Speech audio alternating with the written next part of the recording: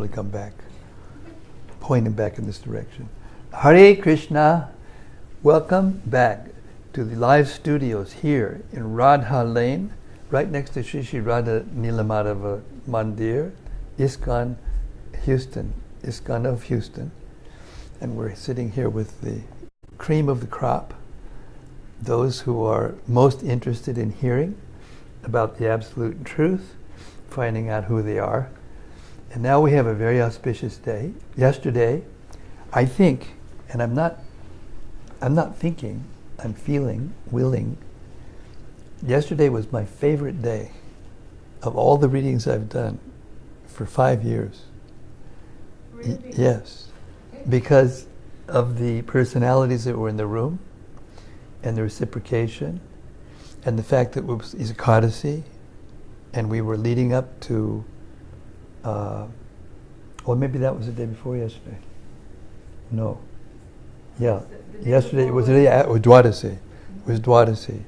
And it was just lovely. And I got all kinds of reciprocation from the cyber world. When I, showed everybody who was in the room, we got some claps and some amazing. I got even amazing from Vaisheshika Prabhu. It was a very good day for me. It was very special. It was very special. Okay, welcome to all of you out in cyberspace. I hope you're enjoying this lovely reading of the Bhagavad Gita. Of course, we've just done the front matter. We haven't even started the text. And already everyone's in ecstasy. So here we go. It is not that because one is once finished the Bhagavad Gita, he should not hear it again. The word abhikshnam is very important. We should hear again and again. There's no question of stopping. Even if one has read these topics many times, he should go on reading again and again, because Bhagavad Katha, the word spoken by Krishna and spoken by Krishna's devotees about Krishna, are amritam, nectar. The more one drinks this amritam, the more he advances in his eternal life. That's the purport to Srimad Bhagavatam 7:14, 3 and 4. And then, in the Shastras, the Puranas and other Vedic literatures, there are so many narrations describing the transcendental activities of the Supreme Personality of Godhead, and everyone should hear them again and again. For example, even if we read the entire Bhagavad Gita every day, all 18 chapters, in each reading we shall find a new explanation.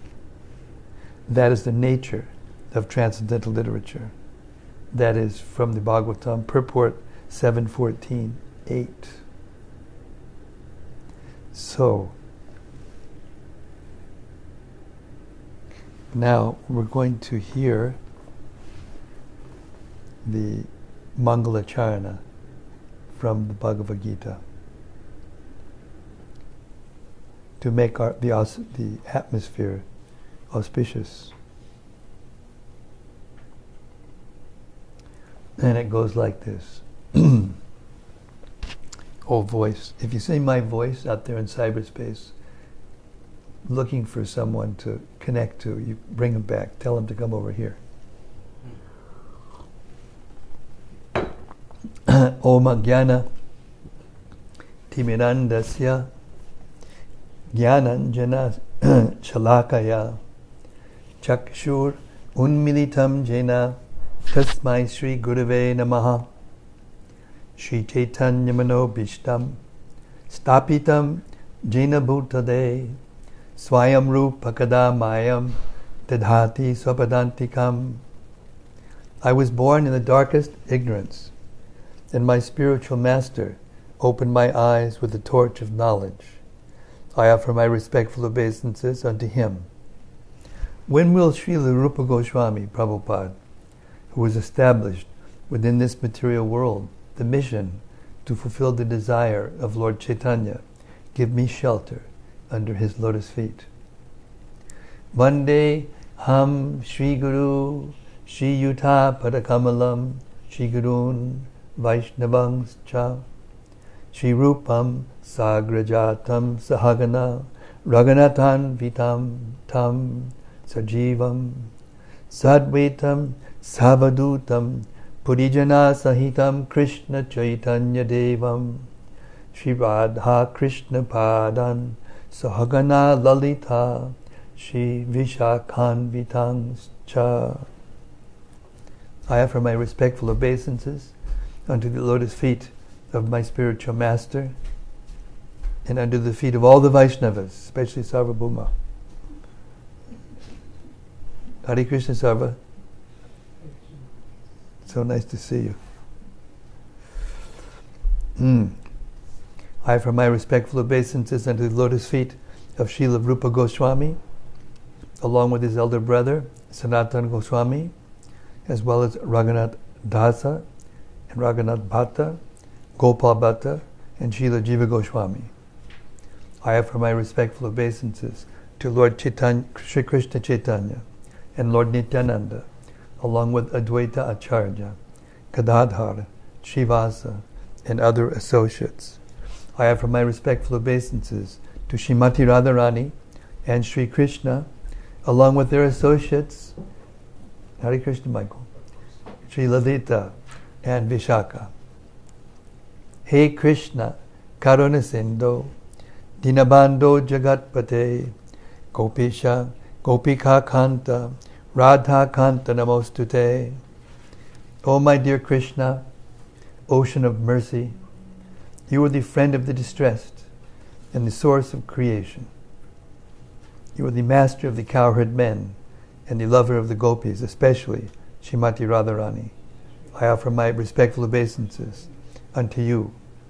Tapta Kanchana Gaurangi, Radhe Vrindavaneshwari, Pranamami Hari Priye, Pranamami Vrishabhanu Sute Devi, Pranamami Hari Priye.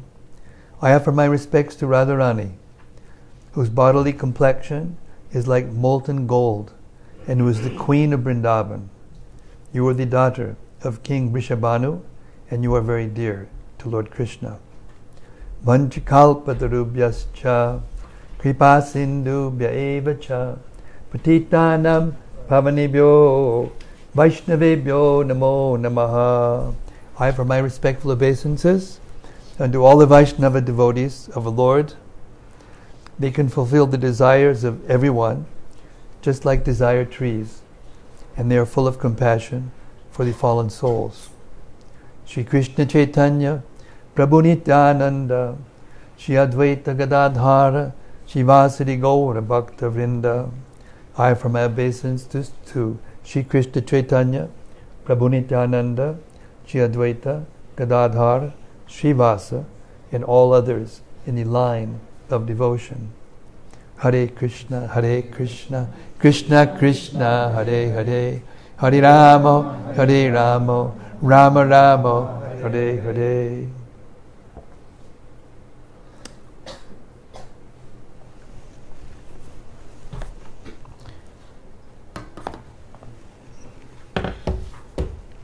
Srimad Bhagavad Gita. Gita means song, and Bhagavat means of God. This is the song of God, the direct words of the Supreme Personality of Godhead. Therefore, it is the clearest, most succinct description of the Absolute Truth, because it is given by the Absolute Truth, Lord Krishna. Chapter 1.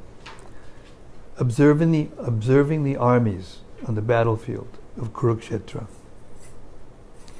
As the opposing armies stand poised for battle, Arjuna, the mighty warrior, sees his intimate relatives, teachers, and friends in both armies ready to fight and sacrifice their lives. Overcome by grief and pity, Arjuna fails in strength, his mind becomes bewildered, and he gives up his determination to fight. Text 1. Dhritarashtra Uvacha Dharma Kshetre Kurukshetre Samaveda Yuyutsavaha Mamaka Pandavaschaiva Kim Akurvata Sanjaya. Dhritarashtra said, O Sanjaya, after my sons and the sons of Pandu assembled in the place of pilgrimage at Kurukshetra, desiring to fight, what did they do? Purport. Bhagavad Gita is the widely read theistic science summarized in the Gita Mahatmya, glorification of the Gita. There it says that one should read Bhagavad Gita very scrutinizingly with the help of a person who is a devotee of Sri Krishna and try to understand it without personally motivated interpretations. The example of clear understanding is there in the Bhagavad Gita itself, in the way the teaching is understood by Arjuna, who heard the Gita directly from the Lord. If someone is fortunate enough to understand Bhagavad Gita in that line of disciplic succession without motivated interpretation, then he surpasses all studies of Vedic wisdom and all scriptures of the world. One will find in the Bhagavad Gita all that is contained in other scriptures, but the reader will also find things which are not to be found elsewhere. That is the specific standard of the Gita. It is the perfect theistic science because it is directly spoken by the Supreme Personality of Godhead, Lord Sri Krishna.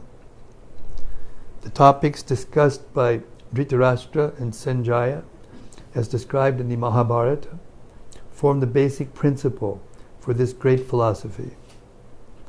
It is understood that this philosophy evolved on the battlefield of Kurukshetra, which is a sacred place of pilgrimage from the immemorial time of the Vedic age. It was spoken by the Lord when he was present personally on this planet for the guidance of mankind.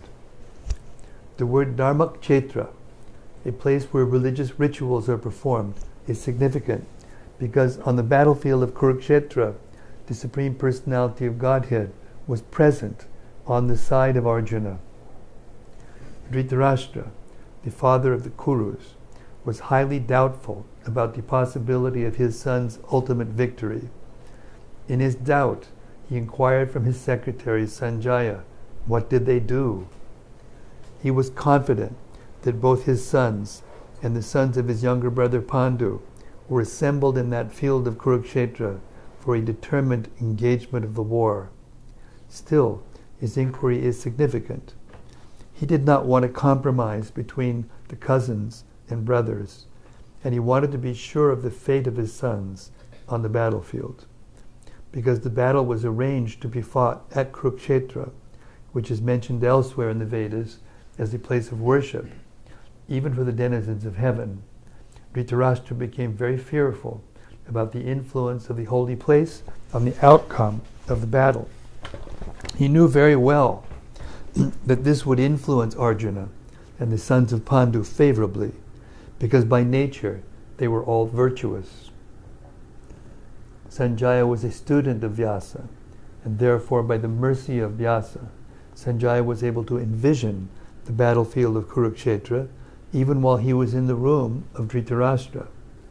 And so Dhritarashtra asked him about the situation on the battlefield.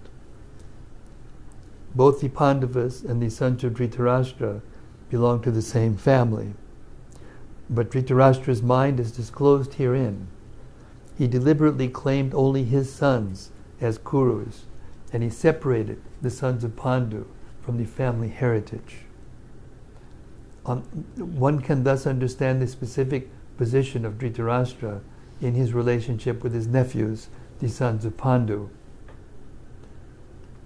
As in the paddy field the unnecessary plants are taken out, so it is expected from the very beginning of these topics that in the religious field of Kurukshetra, where the father of religion, Sri Krishna, was present, the unwanted plants like Dhritarashtra's son Duryodhana and others would be wiped out, and the thoroughly religious persons headed by Yudhishthira, would be established by the Lord. This is the significance of the words Dharmakchetre and Kurukshetre, apart from their historical and Vedic importance. Text 2. Sanjaya Uvacha Drishtva tu Pandavanikam Vyudham Duryodanastada Acharyam Upasangamya Raja Vachadama Bravid. Sanjaya said, O king, after looking over the army arranged in military formation by the sons of Pandu, King Duryodhana went to his teacher and spoke the following words. Purport. Dhritarashtra was blind from birth. Unfortunately, he was also bereft of spiritual vision. He knew very well that his sons were equally blind in the matter of religion, and he was sure that they could never reach an understanding with the Pandavas, who were all pious since birth. Still, he was doubtful about the influence of the place of pilgrimage, and Sanjaya could understand his motive in asking about the situation on the battlefield. Sanjaya wanted, therefore, to encourage the despondent king, and thus assured him that his sons were not going to make any sort of compromise under the influence of the holy place. Sanjaya therefore informed the king that his son Duryodhana, after seeing the military force of the Pandavas, at once went to the commander-in-chief Dronacharya to inform him of the real position. Although Duryodhana is mentioned as the king, he still had to go to the commander on account of the seriousness of the situation. He was therefore quite fit to be a politician. But Duryodhana's diplomatic veneer could not disguise the fear he felt when he saw the military arrangement of the Pandavas. Text 3. Pashaitam Panduputranam Acharya Mahatim Chamum Vyudham Drupadaputrena Tavashishena Dhimata.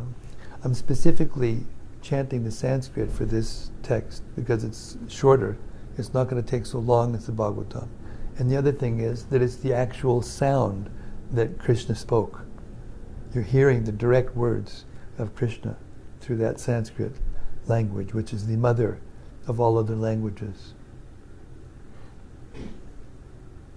O my teacher, behold the great army of the sons of Pandu, so expertly arranged by your intelligent disciple, the son of Drupada. Purport. Duryodhana, a great diplomat, wanted to point out the defects of Dronacharya, the great Brahmana commander-in-chief. Dronacharya had some political quarrel with King Drupada, the father of Draupadi, who was Arjuna's wife. As a result of this quarrel, Drupada performed a great sacrifice by which he received the benediction of having a son who would be able to kill Dronacharya. Dronacharya knew this perfectly well, and yet as a liberal Brahmana, he did not hesitate to impart all his military secrets when the son of Drupada, Drishtadyumna, was entrusted to him for military education. Now on the battlefield of Kurukshetra, Drishtadyumna took the side of the Pandavas, and it was he who arranged for their military phalanx, after having learned the art from Dronacharya. Duryodhana pointed out this mistake of Dronacharya's so that he might be alert and uncompromising in the fighting. By this he wanted to point out also that he should not be similarly lenient in battle against the Pandavas, who were also Dronacharya's affectionate students. Arjuna especially was his most affectionate and brilliant student. Duryodhana also warned that such leniency in the fight would lead to defeat. Text 4. Atra Shura Maheshwasa Bhimarjuna Samayudi Yuyudano Viratascha Drupadascha Maharataha.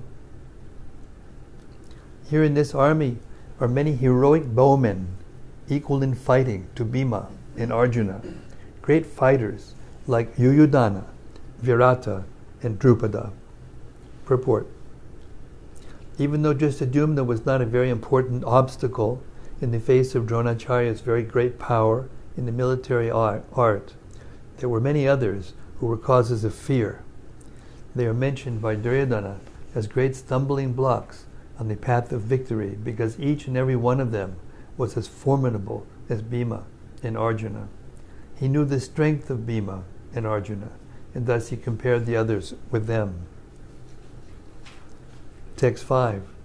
Drishtaketush Chikitana Kashirajas Chabiryavan Purujit Kutibojascha Shaibyascha Narapungavaha.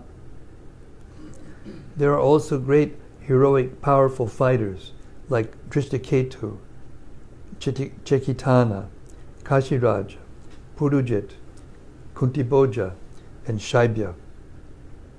Yudamanyush Chavikranta, Utamaujas Chabiryavan, Saubhadro Draupadeyascha, Sarvaeva Maharataha.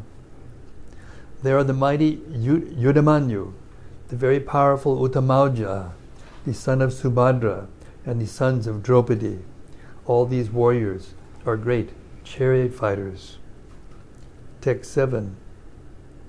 Asmakam tu vishishtaye tannibodhat vijotama nayaka mama sainyasya samgyartam tan brevimime te. Translation.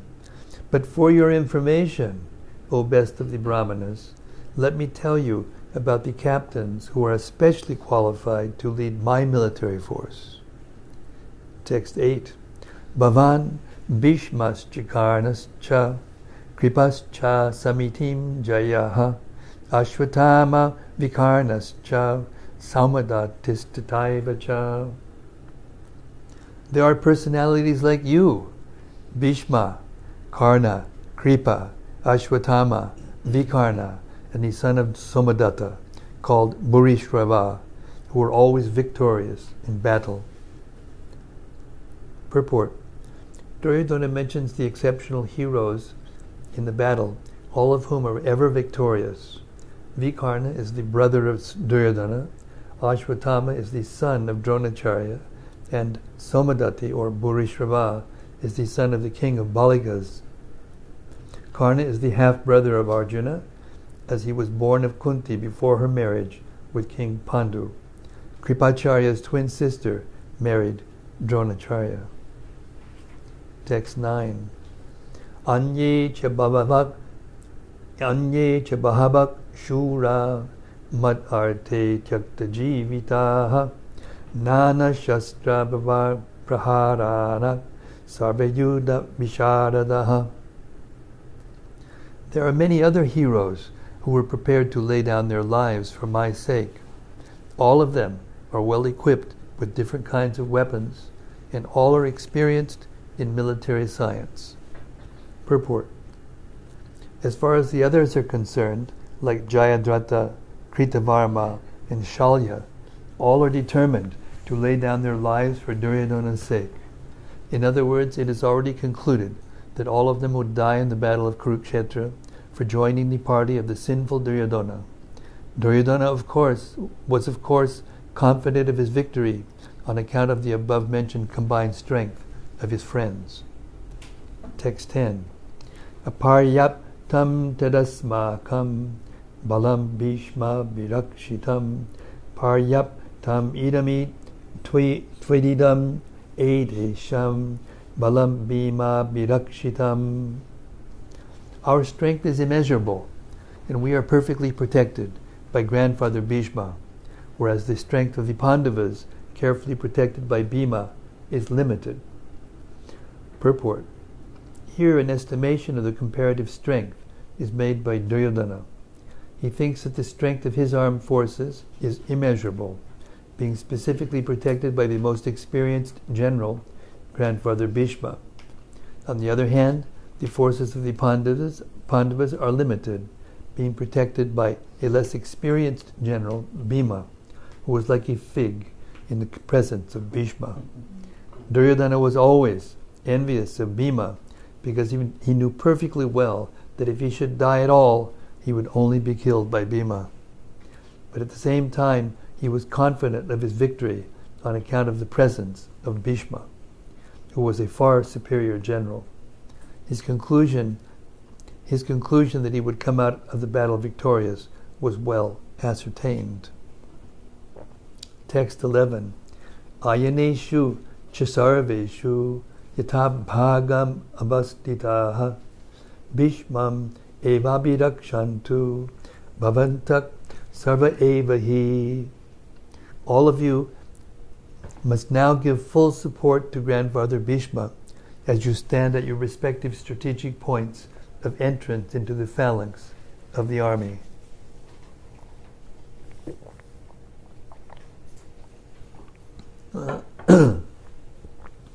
Purport. Duryodhana, after praising the prowess of Bhishma, further considered that others might think that they had been considered less important. So in his usual diplomatic way, he tried to adjust the situation in the above words. He emphasized that Bhishma Deva was undoubtedly the greatest hero, but he was an old man, so everyone must especially think of his protection from all sides.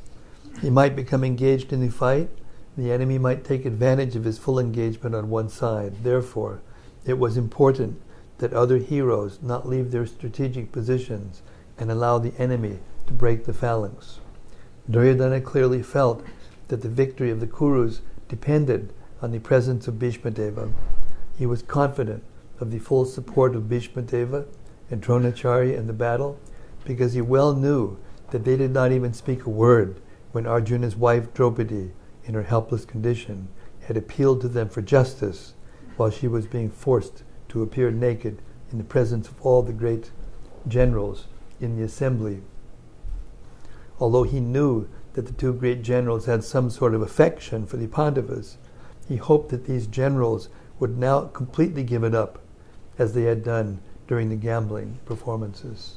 So one interesting historical point here is that in these days, the Vedic age, they would not fight wars like they do now, where the generals stay back in a bunker or somewhere comfortable, push buttons, or give orders through some way, and the soldiers go out. No, all the leaders were right there in the front of the battle. And they would never fight in cities where there were civilians, where there were women and children. They would find a place out where there were no people, and they would duke it out. And whoever won, they would take control, and the people would be, okay, you can now have control. That's the way it was. And now it's different, completely different. Text 12. These are some of the Vedic principles when it came to warfare.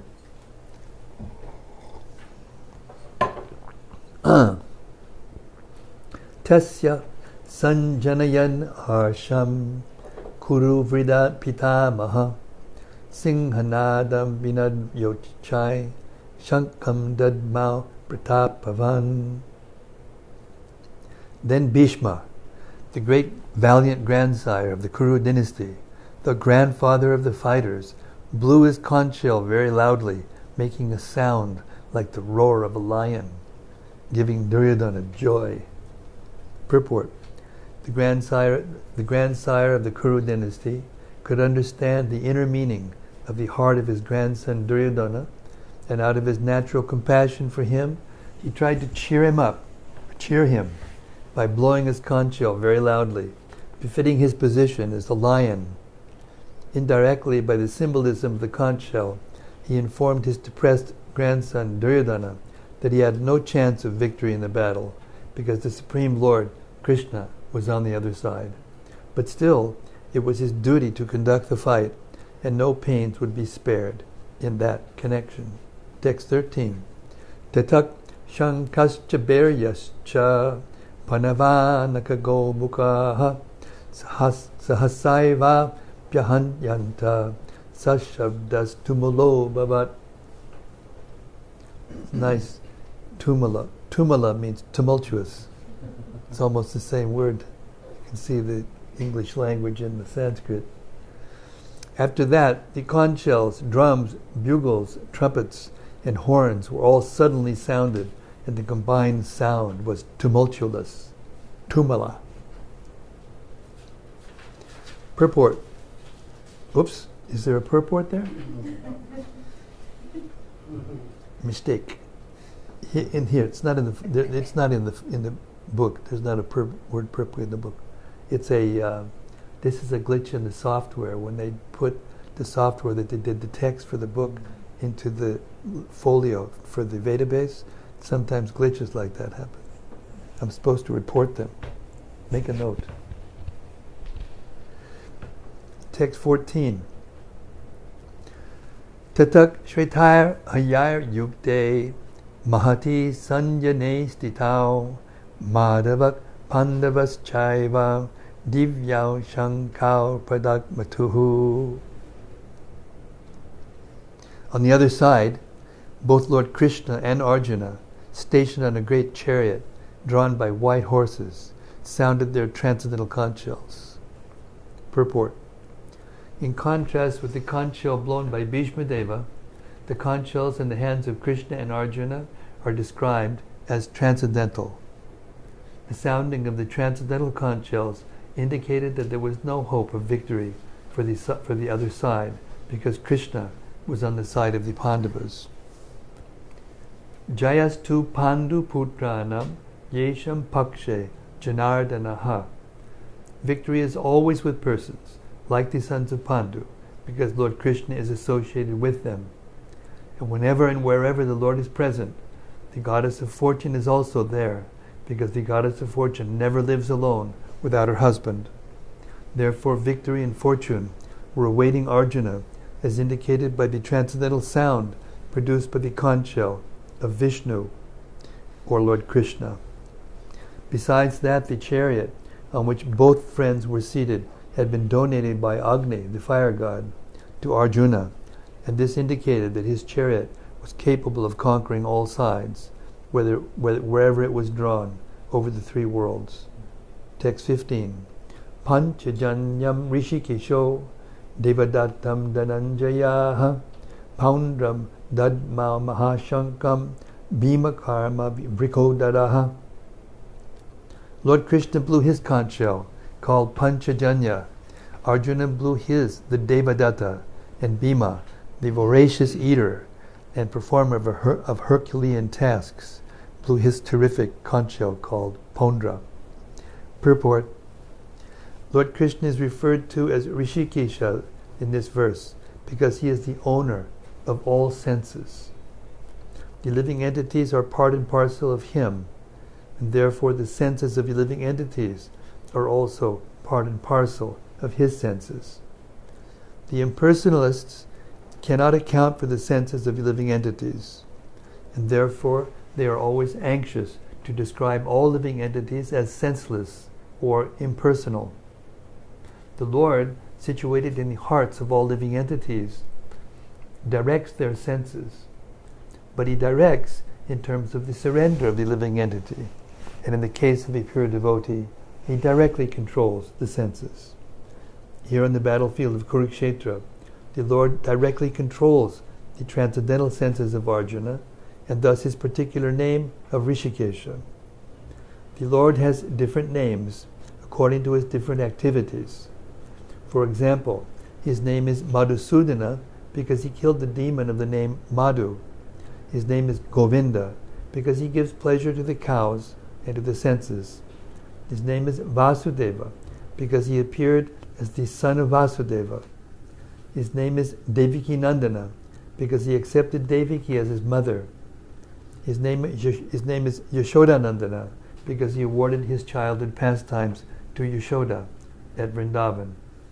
His name is Parthasarathi because he worked as charioteer of his friend Arjuna.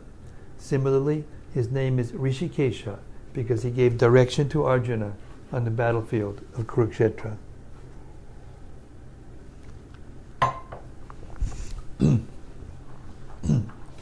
Arjuna is referred to as Dhananjaya in this verse because he helped his elder brother in fetching wealth when it was required for the king to make expenditures for different sacrifices. Similarly, Bhima is known as Rikodara because he could eat as voraciously as he could perform Herculean tasks, such as killing the demon Hidimba. So the particular types of conch shell blown by the different personalities on the side of the Pandavas, beginning with the lords, were all very encouraging to the fighting soldiers.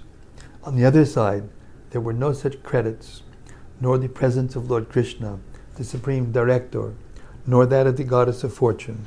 So they were predestined to lose the battle, and that was the message announced by the sounds of the conch shells. Text 16 to 18. Ananta Vijayam Raja Kunti Putro Yudhishtirak Nakula Sahadevacha Sakula Sahadevascha Sugosha Manipakshakao Kashyas Chaparameshwasa Shikandi Cha Maharataha Dristadumno Viratascha Satyakish Chapararjitaha Drupado Draupadeyascha Sasvashak Pritivipate Saubadrascha Mahabahu Shankan Dadmu Pritak Pritak. King Yudhishthir, the son of Kunti, blew his conch shell, the Ananta Vijay, and Nakula and Sahadeva blew the Sugosha and Manipushkapaka. That great archer, the king of Kashi, the great fighter Shikandi, Dristadumna, Virata, the unconquerable Satyaki, Drupada, Virata, the unconquerable Drupada, the sons of Draupadi, and others, O king, such as the mighty armed son of Subhadra, all blew their respective conch shells. Text 19. Sagosho Dartarashtranam Hridayani Vidharayat Nabhas Cha Pritivim Chaiva Tumulo Bhyanudayayan Banayun Bhyanudayayan. The blowing of these different conch shells became uproarious, vibrating both in the sky and on the earth. It shattered the hearts of the sons of Dhritarashtra. Purport. When Bhishma and the others on the side of Duryodhana blew their respective conch shells, there was no heartbreaking on the part of the Pandavas. Such occurrences are not mentioned, but in this particular verse it is mentioned that the hearts of the sons of Dhritarashtra were shattered by the sounds vibrated by the Pandavas' party. This is due to the Pandavas and their confidence in Lord Krishna.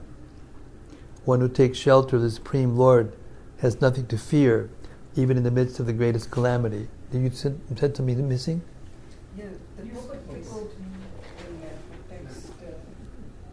it was 18. Missing? Yeah. 18 to 19. 18 and 19? 16 to 18, sorry. 16 to 18. Okay, purport. Sanjaya informed King Dhritarashtra very tactfully that his unwise policy of deceiving the sons of Pandu and endeavoring to enthrone his own sons on the seat of the kingdom was not very laudable. The signs already clearly indicated that the whole Kuru dynasty would be killed in that great battle, beginning with the grandsire, Bhishma, down to the grandsons like Abhimanyu and others, including kings from many states of the world, were all present there, and all were doomed. The whole catastrophe was due to King Dhritarashtra because he encouraged the policy followed by his sons. 19. Sagosho Dartarashtranam Hridayani Vidharayat Nabash Chabritivim Chaiva Tumulo Bhanunadayan.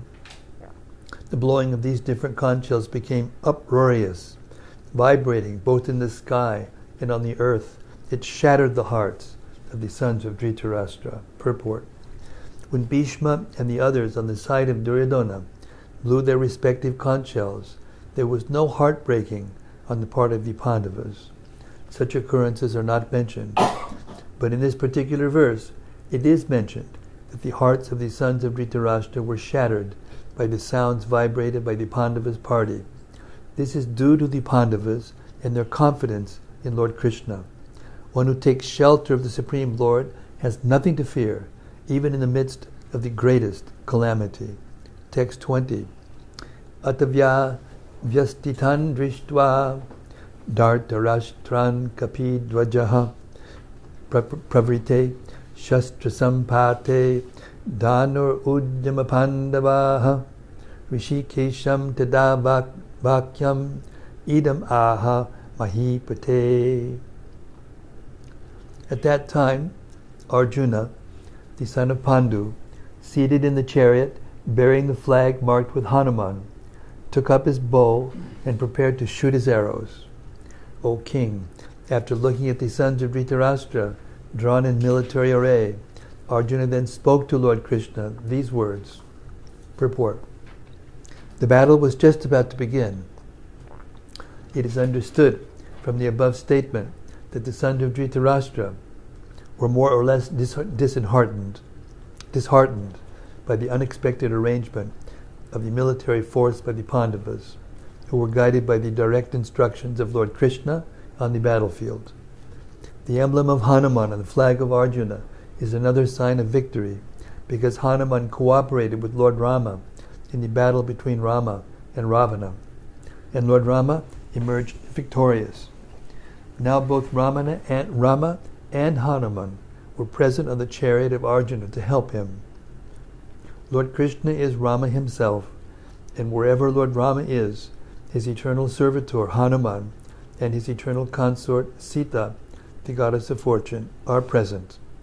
Therefore Arjuna had no cause to fear any enemies whatsoever, and above all, the Lord of the senses, Lord Krishna, was personally present to give him direction. Thus, all good counsel was available to Arjuna in the matter of executing the battle. In such auspicious conditions, arranged by the Lord for his eternal devotee, lay the signs of assured victory.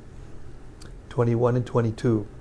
Arjuna uvacha Senayor ubayor madhye Ratam stapayame chutam Yavat etan yadiksheham Yodu kaman abastitan Kair maya sahayodavyam Asmin rana samudjame.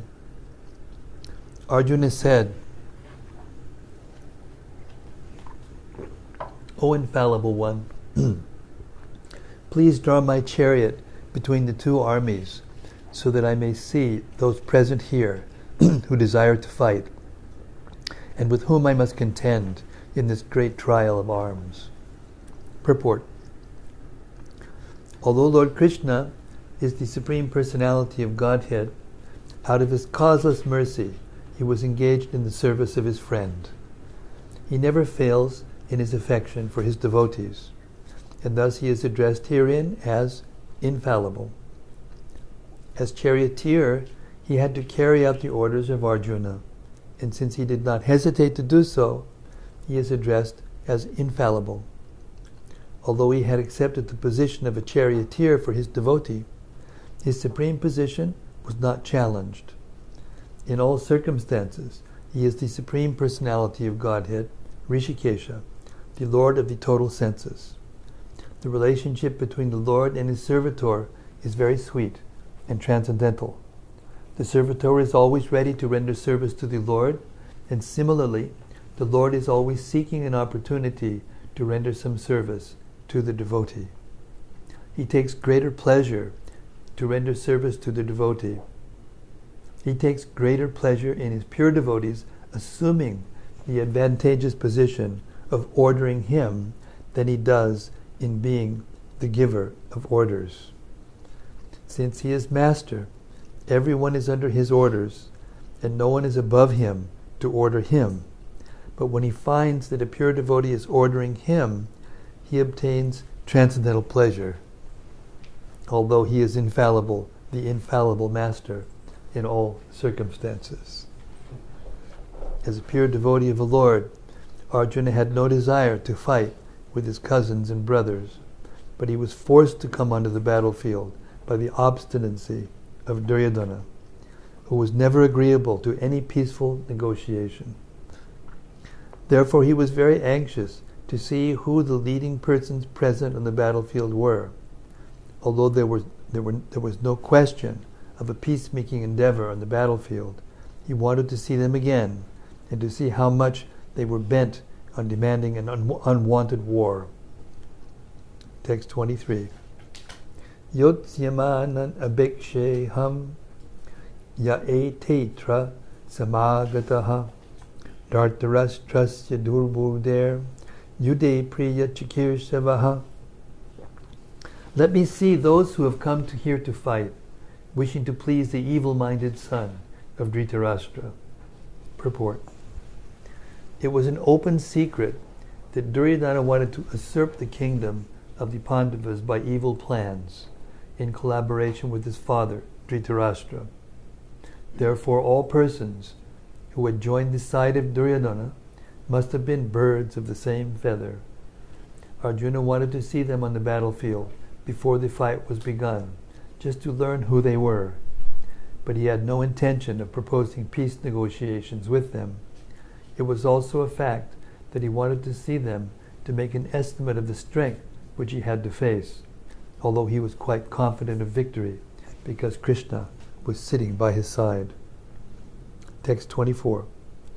Sanjaya uvacha evam ukto rishikesho gudakeshena bharata senayor upayor madhye stapayitva rathotamam. Sanjaya said, O descendant of Bharata, having thus been addressed by Arjuna, Lord Krishna drew up the fine chariot in the midst of the armies of both parties. Purport. In this verse, Arjuna is referred to as Gudakesha. Gudaka means sleep, and one who conquers sleep is called Gudakesha. Sleep also means ignorance. So Arjuna conquered both sleep and ignorance because of his friendship with Krishna. As a great devotee of Krishna, he could not forget Krishna even for a moment, because that is the nature of a devotee. Either in waking or in sleep, a devotee of the Lord can never be free from thinking of Krishna's name, form, qualities, and pastimes. Thus, a devotee of Krishna can conquer both sleep and ignorance simply by thinking of Krishna constantly. This is called Krishna consciousness, or samadhi. As Rishikesha, or the director of the senses and mind of every living entity, Krishna could understand Arjuna's purpose in placing the chariot in the midst of the armies. Thus he did so, and spoke as follows. 25. Bhishma Drona Pramukata Sarvisham Chamahik Chitam Uvacha Partapashyaitan Samavedan Kuruniti. In the presence of Bhishma, Drona, and all the other chieftains of the world, the Lord said, Just behold, Partha, all the Kurus assembled here. Purport. As the Supersoul of all living entities, Lord Krishna could understand what was going on in the mind of Arjuna. The use of the word Rishikesha in this connection indicates that he knew everything. And the word Partha, meaning the son of Pritha or Kunti, is also similarly significant in reference to Arjuna. As a friend, he wanted to inform Arjuna that because Arjuna was the son of Pritha, the sister of his own father, Vasudeva, he had agreed to be the charioteer of Arjuna. Now what did Krishna mean when he told Arjuna to behold the Kurus? Did Arjuna wanted to stop there and not fight? Krishna never expected such things from the son of his aunt Pritha. The mind of Arjuna was thus predicted by the Lord in a friendly, joking. 26. Tatra pasyastithan partak Pitrin Atapita Mahan Acharyan Matulan Bratrin Putran Potran Sakingstata Shwashuran Suridas Chaiva Sinayor Upayodapi. There Arjun could see, within the midst of the armies of both parties, his fathers, grandfathers, teachers, maternal uncles, brothers, sons, grandsons, friends, and also his fathers-in-law and well-wishers. Purport. On the battlefield, Arjuna could see all kinds of relatives. He could see persons like Bhurishrava, who were his father's contemporaries, grandfathers Bhishma and Somadatta, teachers like Dronacharya and Kripacharya, maternal uncles like Shalya and Shakuni, brothers like Duryodhana, sons like Lakshmana, friends like Ashwatthama, well-wishers like Kritavarma, and so on. He could see also the armies, which contained many of his friends. Text 27. Tan samiksha sukaunteya sarvan badhun avastitan kripeya paraya vishto vishidan idamabravit. When the sons of Kunti, Arjuna, saw all these different grades of friends and relatives, he became overwhelmed with compassion and spoke thus. Arjuna uvacha dristvemang sajanam swajanam Krishna yuyutsum samupastitam sidanti mamagatrani mukam cha parishushati. Arjuna said, My dear Krishna, seeing my friends and relatives present before me in such a fighting spirit, I feel the limbs of my body quivering and my mouth drying up. Purport. Any man who has genuine devotion to the Lord has all the good qualities which are found in godly persons or in the demigods, whereas the non-devotee, however advanced he may be in material qualifications by education and culture, lacks in godly qualities. As such, Arjuna, just after seeing his kinsmen, friends, and relatives on the battlefield, was at once overwhelmed by compassion for them who had so decided to fight amongst themselves. As far as his soldiers were concerned, he was sympathetic from the beginning, but he felt compassion even for the soldiers of the opposite party, foreseeing their imminent death. And while he was so thinking, the limbs of his body began to quiver, and his mouth became dry. He was more or less astonished to see their fighting spirit. Practically the whole community, all blood relatives of Arjuna, had come to fight with him. This overwhelmed a kind devotee like Arjuna.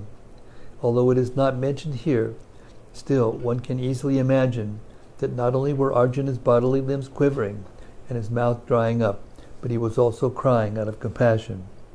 Such symptoms in Arjuna were not due to weakness, but to his soft-heartedness, as characteristic of a pure devotee of the Lord. It is said therefore, Yasyasti bhaktir bhagavat yakinchana sarvaya gunais tattva samasate suraha harau abhaktasya kuto mahadguna manoritena siddhavato bihi. One who has unflinching devotion for the personality of Godhead has all the good qualities of the demigods.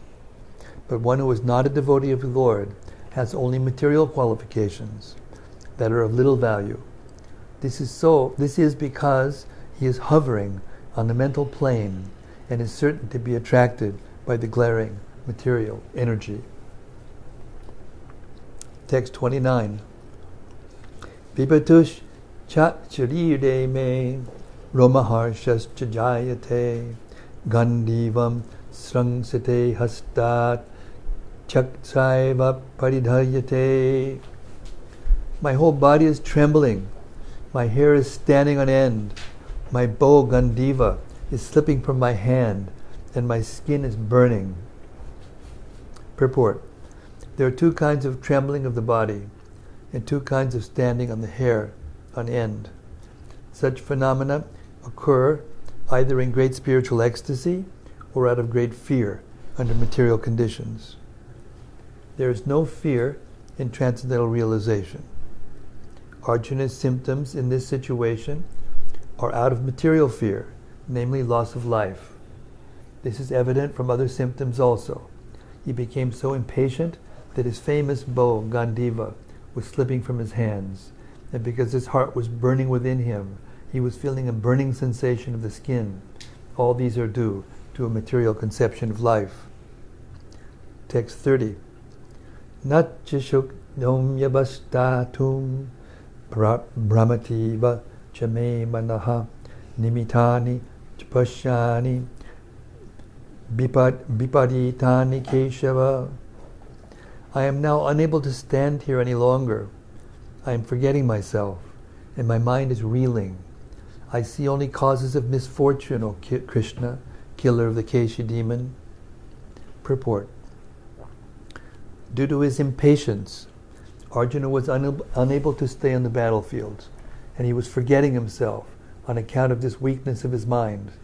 Excessive attachment for material things puts a man in such a bewildering condition of existence. Bhayam tuti yab yabini beshitak syat. Such fearfulness and loss of mental equilibrium take place in persons who are too affected by material conditions. Arjuna envisioned only painful reverses in the battlefield. He would not be happy even by gaining victory over the foe.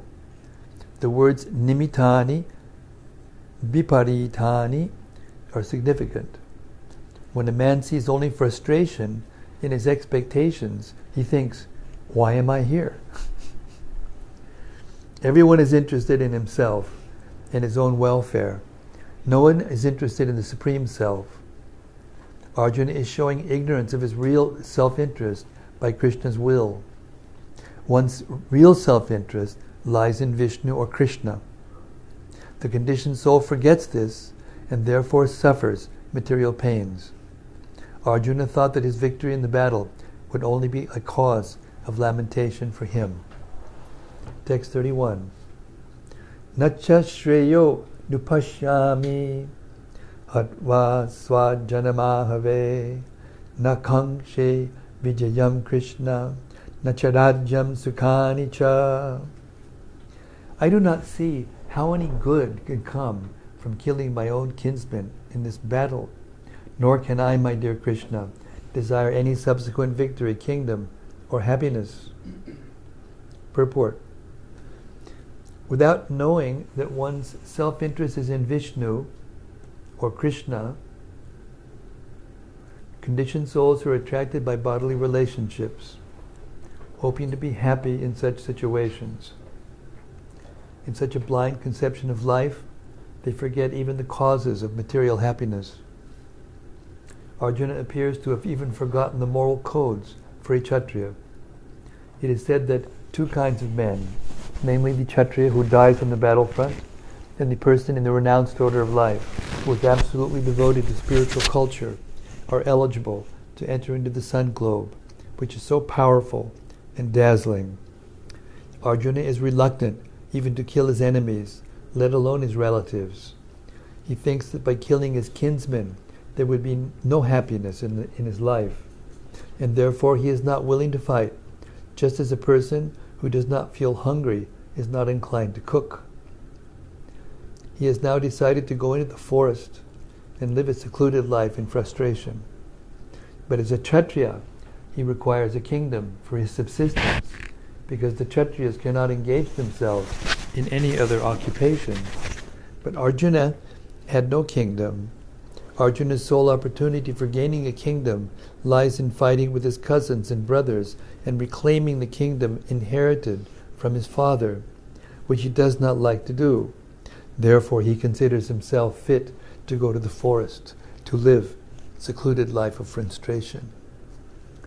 Text 32 through 35. Kim no Rajendra Govinda Kim Bogar Jivitena Va Yesham Arte Kangshitam no Rajam Boga Sukhani Cha Ta ime Vastitas yudhe pranang chaktva danani cha acharyak pitarak putras titaiva chapitamaha matulak shwashurak pautra shalak sambaninastadha etan nahantumichchami gnantopi madhusudana apitrai lok yarajasya heto kim nu mahikrite nihatya dartarashtrana kapriti syajjanardana.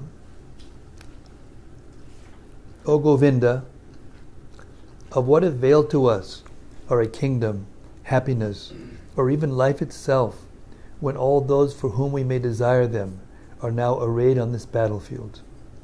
O Madhusudana, when teachers, fathers, sons, grandfathers, maternal uncles, fathers-in-law, grandsons, brothers-in-law, and other relatives are ready to give up their lives and properties and are standing before me, why should I wish to kill them, even though they may otherwise kill me? O maintainer of all living entities, I am not prepared to fight with them, even in exchange for the three worlds, let alone this earth. What pleasure will we derive from killing the sons of Dhritarashtra? Purport. Arjuna has addressed Lord Krishna as Govinda.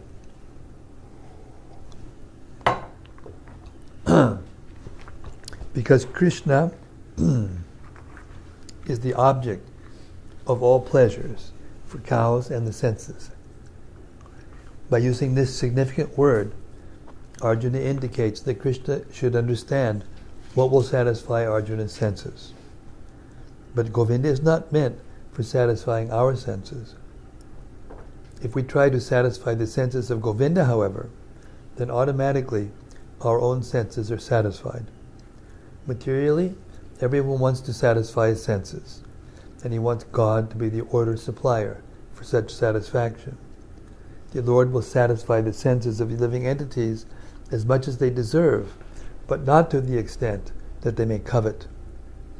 But when one takes the opposite way, namely, when one tries to satisfy the senses of Govinda without desiring to satisfy one's own senses, then by the grace of Govinda, all desires of a living entity are satisfied. Arjuna's deep affection for community and family members is exhibited here partly due to his natural compassion for them. He is therefore not prepared to fight. Everyone wants to show his opulence to friends and relatives, but Arjuna fears that all his relatives and friends will be killed on the battlefield, and he will be unable to share his opulence after victory. This is a typical calculation of material life. The transcendental life, however, is different. Since a devotee wants to satisfy the desires of the Lord, he can, Lord willing, accept all kinds of opulence for the service of the Lord. And if the Lord is not willing, he should not accept the farthing.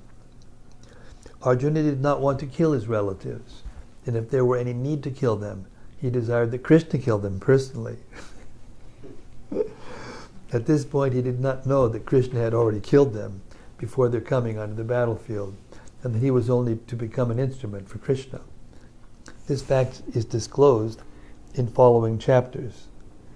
As a natural devotee of the Lord, Arjuna did not like to retaliate against his miscreant cousins and brothers, but it was the Lord's plan that they should all be killed. The devotee of the Lord does not retaliate against the wrongdoer, but the Lord does not tolerate any mischief done to the devotee by the miscreants. The Lord can excuse a person on his own account, but he excuses no one who has done harm to his devotees. Therefore the Lord was determined to kill the miscreants, although Arjuna wanted to excuse them. And in the Mahabharata itself, in the storyline of the Mahabharata leading up to this point, we'll see that these persons who got on the other side of the battlefield had tried to kill the Pandavas in all kinds of ways. Underhanded, nasty ways, by poison, by setting fire to the house, by taking everything away, by gambling, by trying to make their wife naked in the assembly of all these men. one thing after the other, and they keep trying because they're very religious. The Pandavas were born of demigods. They were very pious and religious and righteous, and therefore the personalities who would do this kind of thing, according to Krishna, didn't deserve to be the leaders of the world. The Pandavas deserved to be the leaders of the world, and therefore Krishna is willing to do this for the benefit of everyone on the earth. Text 36. Papam eva shrayad asman hatvaitan atatayinaha tasman narha vayam hantum dartarashtran chabandavan swajanam hikatam hatva sukina syamamadava. Sin will overcome us if we slay such aggressors. Therefore it is not proper for us to kill the sons of Dhritarashtra and our friends. What should we gain, O Krishna, husband of the goddess of fortune? And how could we be happy by killing our own kinsmen? Purport. According to Vedic injunctions, there are 6 kinds of aggressors. 1. A poison giver. 2. One who sets fire to the house. 3. One who attacks with deadly weapons. 4. One who plunders riches. 5. One who occupies another's land. 6. One who kidnaps a wife. Every one of those things these people did to the Pandavas. Every single one of them. Krishna wasn't so lenient. Such aggressors are at once to be killed, and no sin is incurred by killing such aggressors. Such killing of aggressors is quite befitting any ordinary man. But Arjuna was not an ordinary person. He was saintly by character, and therefore he wanted to deal with them in saintliness. This kind of saintliness, however, is not for a Kshatriya. Although a responsible man in the administration of the state is required to be saintly, he should not be cowardly. For example, Lord Rama was so saintly that people even now are anxious to live in the kingdom of Lord Rama, Rama Raja. But Lord Rama never showed any cowardice. Ravana was an aggressor against Rama because Ravana kidnapped Rama's wife Sita. But Lord Rama gave him sufficient lessons, unparalleled in the history of the world. In Arjuna's case, however, one should consider the special type of aggressors, namely his own grandfather, own teacher, friends, sons, grandsons, and so on. Because of them, Arjuna thought that he could not take the severe steps necessary against ordinary aggressors. Besides that, saintly persons are advised to forgive. Such injunctions for saintly persons are more important than any political emergency. Arjuna considered that rather than kill his own kinsmen for political reasons, it would be better to forgive them on grounds of religion and saintly behavior. He did not, therefore, consider such killing profitable simply for the matter of temporary bodily happiness. After all, kingdoms and the pleasures derived therefrom are not permanent, so why should he risk his life and eternal salvation by killing his own kinsmen? Arjun's addressing of Krishna as Madhava, or the husband of the goddess of fortune, is also significant in this connection. He wanted to point out that Krishna, that as husband of the goddess of fortune, he should not induce Arjuna to take up a matter which would ultimately bring about misfortune. Krishna, however, never brings misfortune to anyone, to say nothing of his devotees. Now,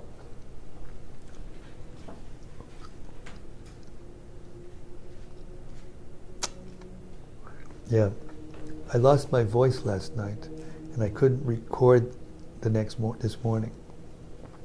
So I have to control my senses and my strong desire to be with you all like this for longer. So please forgive me for that. I'm going to stop the reading now. But now we're going to go, it's a good stopping time, because now Arjun's going to give very nice reasons from Shastra to Krishna why he shouldn't fight. why this battle shouldn't go on. And then then the next chapter we will begin hearing Krishna's instructions to Arjuna, which is the real purpose of the Bhagavad Gita, to instruct Arjuna the spiritual values of life. Hare Krishna. So now, any comments? I know you're writing things down. Are you writing things down because you got questions? Yeah, but then you kept reading and I was like, oh, never mind. Yeah. I thought so. That's why I brought it. That's why I'm bringing it out. You're right.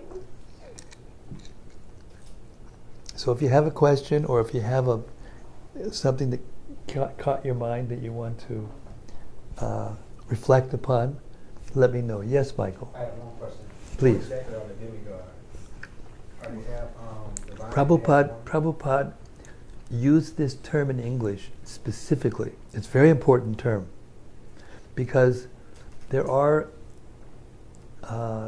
spiritual philosophers and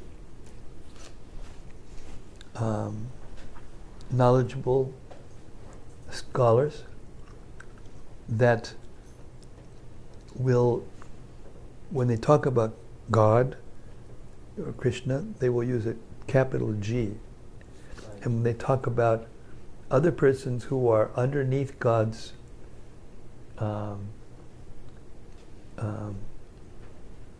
jurisdiction in the earth, but are still higher than most human beings, they'll use God with a little g.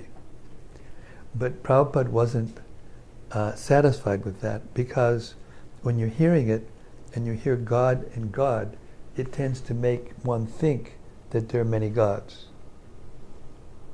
So in order to discriminate and prevent people from reading the Gita, thinking that there are many gods, because it's very common among Westerners especially, because this is the first English translation by a pure devotee of Krishna, to think that there are many gods. It's a very common mistake.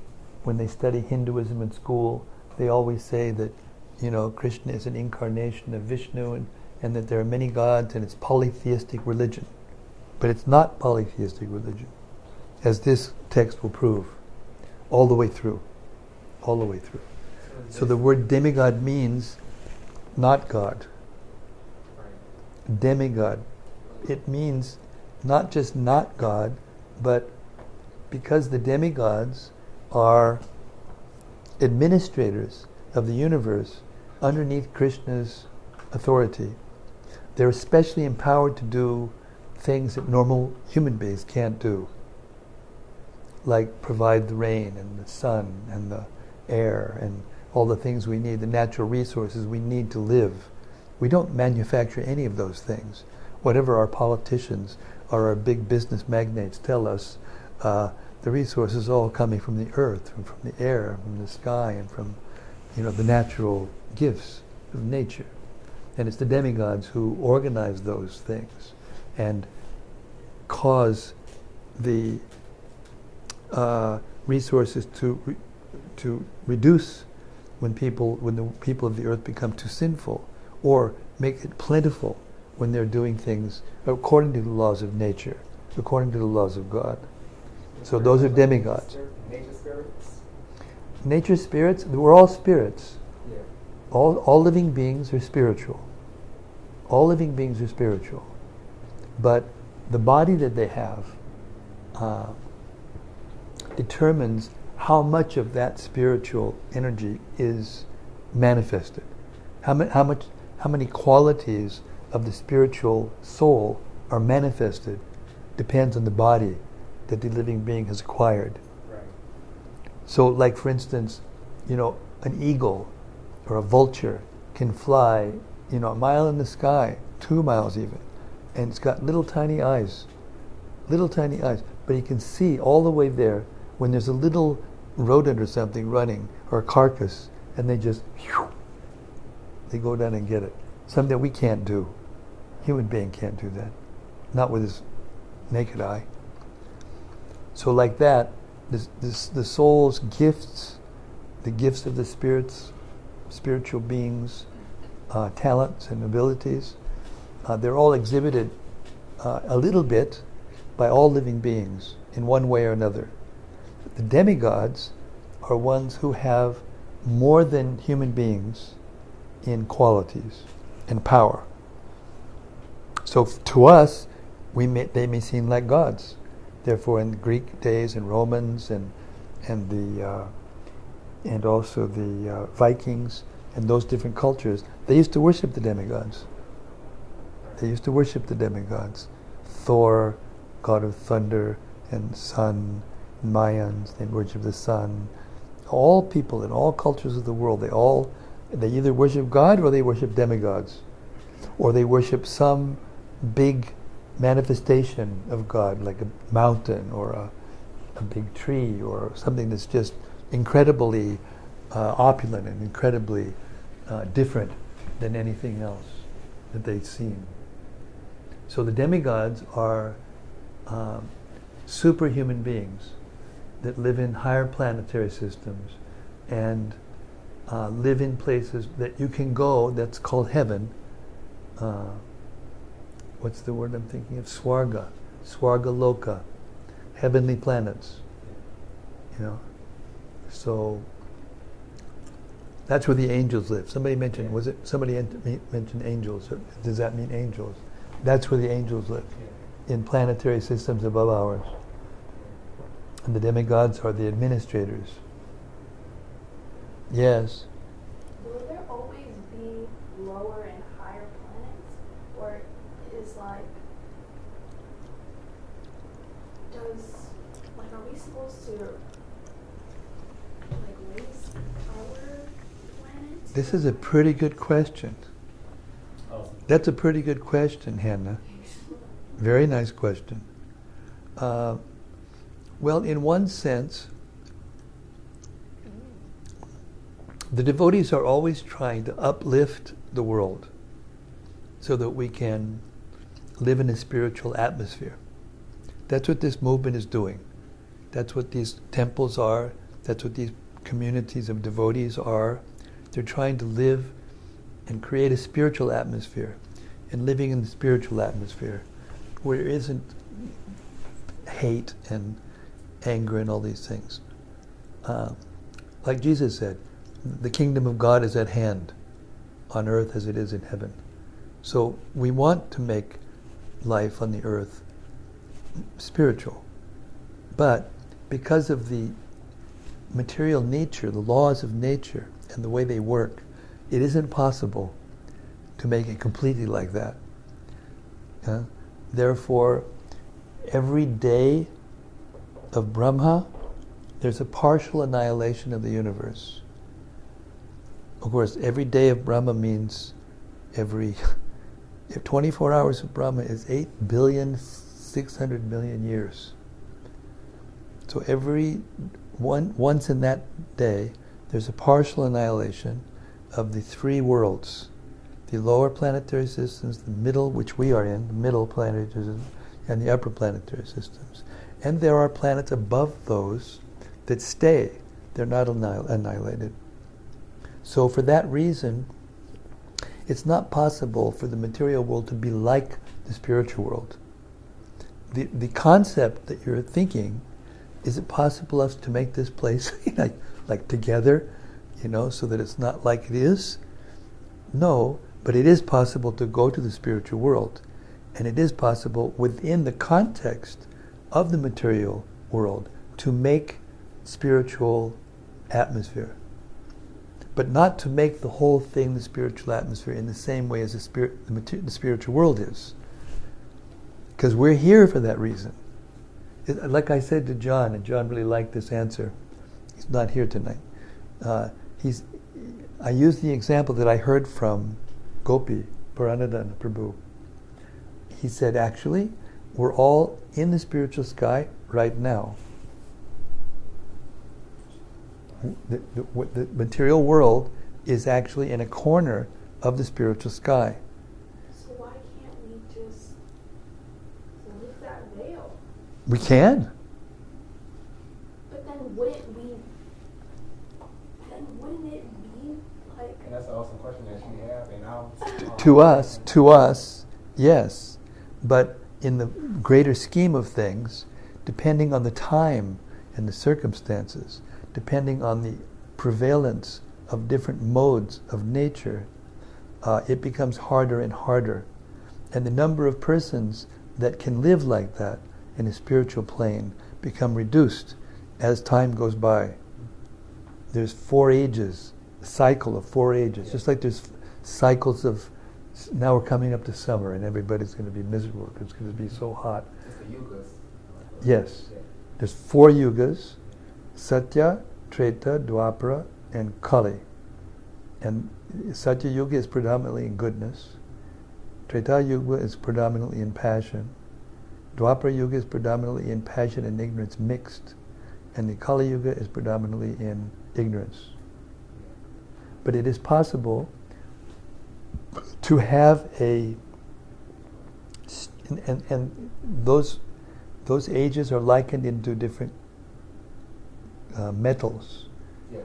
such as gold, Treta's silver, Dwapara is bronze, and the Kali is iron, the Iron Age, base metal. Not very valuable. So it's a different cycle of consciousness from a sleep state into a waking state. Well, yeah. The bodies and all the forms in the Satya Yuga are made of energy that is predominantly in goodness. But there's always some passion and ignorance in the material world, always. Because the material world is made of these 3 qualities. Just like when you get your printer, you have an inkjet printer, Yeah. right? There's inkjet that has 3 colors, red, yellow, and blue. Right? And the mixture of that red, yellow, and blue makes all the colors, millions of colors, just by making different mixtures. So the modes of material nature are like that. They're different qualities of material nature, goodness, passion, and ignorance. And they mix together to make all the forms, all the bodies, all the planets, everything in between. So in the Kali Yuga, and those mixtures, they try to dominate the other in different ages. And even within one's own life, sometimes we will feel good and we will have, things will be going great, and sometimes, we'll be agitated. Sometimes we'll be bewildered. That means the modes of nature are always changing around us, causing us to feel different feelings and see things in different ways, And in the Gita, we'll hear about this later on in the Gita, in the 17th and 14th, 15th, 16th, 17th chapters. We'll hear about all the different characteristics of those different modes. What people are like in those different modes, what food is like in those different modes, what understanding is like in those different modes, what knowledge is like in those different modes, what the worker is like in the different modes, what the atmosphere is like in the different modes, what the destination is of the soul in those different modes. So when we get this knowledge and learn to look at the world through this knowledge, we will see who's in ignorance, who's in passion, who's in goodness. And we will be able to know what to accept and what to reject in order to elevate ourselves from ignorance to passion to goodness. And one of the characteristics of goodness is that it illuminates our mind. It becomes easier for us to see and think and feel and will in spiritual terms. Easier to understand spiritual concepts. Easier for us to live clean. Easier for us to avoid different things that cause us and others, inconvenience. Can I ask you one question? Yeah, sure. I understand the reincarnation process. So with each lifetime that you go through and everything in the universe is based on a cause and effect, is it possible to reach certain spiritual planes around by elevating your consciousness. Realms. Yes. Yeah. And you able to take your consciousness with you when you pass from this. You take the soul is carried by the subtle body into its next gross body. So the mind goes with the soul, and the consciousness goes with the mind. But the gross body doesn't go with. The gross body stays here and disintegrates. Yes. It goes back into the material nature. Right. So this is why it's so important to learn how to control your mind. Right. Because if you can think properly at the time of death, which is not an easy thing to do, I don't know if you've ever been with anybody that left their body. You ever been present when somebody left their body? I left my body before. Oh no, Oh. I'm talking about permanently. Oh, okay. All right. I'm talking about death. I'm not talking about astral travel Yeah. or something like that. Yeah. You know, most of us have that kind of experience. We have that experience every time we dream. More or less we have that kind of experience. But we're talking about actually leaving the body, Right. finally. Anyway, when a person leaves the body, no matter who they are, it's very difficult. Yeah, ego death. Yes. It's very difficult. Therefore, the difficulties that we go through in life are meant to help us, actually. We're conditioned to try to minimize our suffering and maximize our happiness. Everyone is like that. No one wants to be miserable and not to be happy. No one likes that. Everyone. Even an insect, you try to put your finger on an insect, he goes all the way. No, not me. Look, I'm going over here. I want to go over to that corner. I got my business. Leave me alone. Every living being is like that.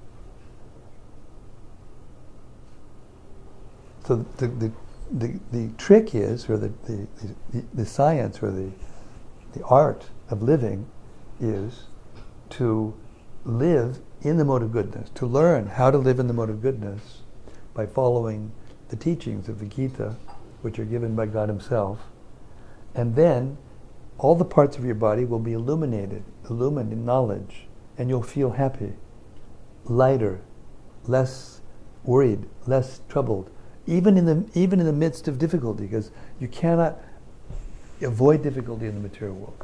It's not possible. Therefore, Krishna,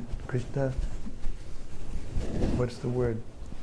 Validates or confirms in the Gita, Dukhalayam Ashasvatam, that the material world is a temporary place full of suffering. And no one is free from that. Therefore, you see, just the last couple of days, these two very big people. One person was an icon in the what's it called, the fashion world, and the other one is an icon of like a celebrity, and they committed suicide. They had all money, they had popularity, they had love, everything around them, and they committed suicide. Yes. So because the material world is full of suffering and those things are inevitable, like death or disease and old age, I feel like with this consciousness, all of those up and down and high and lows become very stable, and we become balanced within ourselves and our relationships, the people outside of us, the way we treat things become balanced as well. And like you said the other day, you said everything is made of, it's just material energy. But this earth is a form of, yes, it's a material world, but it's a material world that we're failing. So Hey Hannah, sign me up. Sign me up. Listen to me. You're a natural preacher. That was a very nice thing you just said. Now that you've learned what it is to a certain extent, there's only one thing left to do. Share it. Share it. The happiness that you'll get from sharing this knowledge You cannot imagine. I already do share. I Well, share as much of it. Therefore I said, sign me up. Go out, distribute these books. Bring people here to live with the devotees, to learn this knowledge. And you'll become happier and happier and happier, and there's no limit to it. There's no end to it.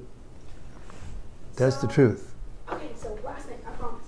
Okay, so sometimes I'll just be walking around, and especially whenever I chant, I get to a point where, Hannah's thoughts, Hannah's worries, all of those concerns just dissipate, and there's just this awareness.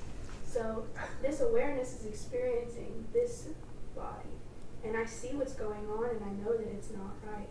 So, I'll do my job, and hopefully everybody else will have the same realization, and they'll do their job, and that new age will be reborn. And There is within the dark age of Kali, there is a golden streak. Golden streak. It's like in a big mountain. There may be a dark mountain, and there will be a golden streak in it. With gold is, what do they call it? Oh, a vein of gold, a vein of ore. So, Lord Chaitanya or Krishna, he appeared on the planet 500 years ago in the form of Chaitanya Mahaprabhu, Sri Krishna Chaitanya Mahaprabhu. And he brought this process that we're following, and we're linked to him through this succession of teachers. And he gave us this chanting, the Hare Krishna Maha Mantra, and he gave us this Bhagavad Gita and the Srimad Bhagavatam, the teachings, same teachings that Krishna gave, that he gave before. And if we just take those teachings, live by those teachings, and try to explain those teachings to others, then look up this verse. Where's your Gita? Look up this verse. 1869. 1868, 69.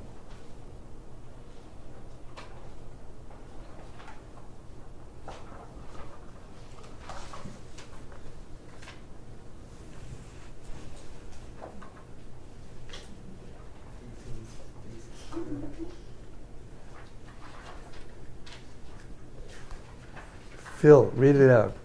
There is no servant in this world more dear to me. One before that. For one who explains the supreme secret to the devotees, true devotional service is guaranteed, and at the end he will come back to me. Read it again. Slow and loud and clear. For one who explains the supreme secret to the devotees, pure devotional service is guaranteed, and at the end he will come back to me. Next verse. Loud and clear. There is no servant in this world more dear to me than he, nor will there ever be one more dear. That is a source of ultimate happiness. To please Krishna. Just like if you love someone, your life becomes to please that person. So when you become a lover of God, actual lover of God, and you know who He is, and you know what He likes, then your happiness becomes His happiness. That's love. That's what real love is. And there Krishna says directly, there's no person more dear to me than that person who explains this Bhagavad Gita to others. That's my humble suggestion. You've got a lovely personality, very attractive. So use that gift that Krishna gave you and take these books and give them to others. And then you will be happy beyond your wildest dreams. And the result of a lot of us doing that at the same time, and a growing number of people doing that at the same time, is creating what is called the golden age or the golden streak. In different other scriptures it's described in different ways, but it's the same basic principle.